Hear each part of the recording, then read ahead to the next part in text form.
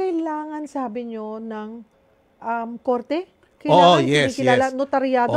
Oo. Paano ba? Ang lahat ng ang pangalawang uri ng last will ay yung Okay. hindi nakasulat. Yung ini-encode mo, minamakinilya mo, Oo. iyon dapat may acknowledgement ng isang notary public at may mga witnesses. Ngayon, pag nagawa na nila iyon, wala pang bisa iyon.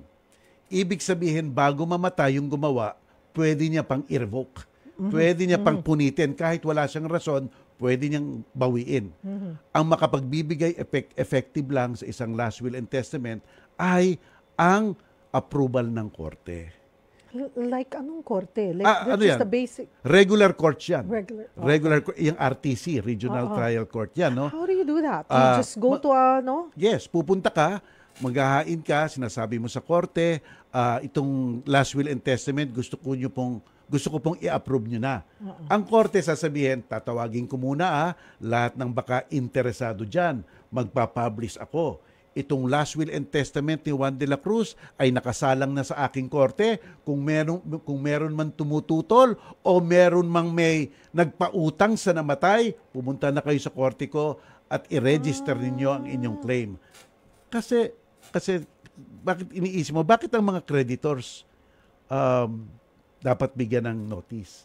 Sapagkat bago ipamudmod, let's say approve na yung last will, ipapamudmod na yung ari-arian.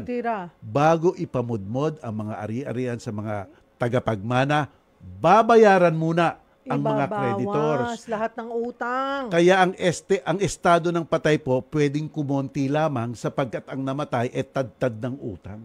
Paano kung kulang pa? Ayun na, wala nang mamamana. At yung sinasabi mo kanina, hindi naman magbabayad ang mga tagapagmana ng utang na namatay. Okay. Ang masaklap lang doon, yung mga nagpautang, kulang lang ang bayad sa kanila.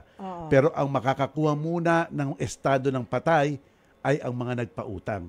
Kung may matira, iyon ang paghahatian.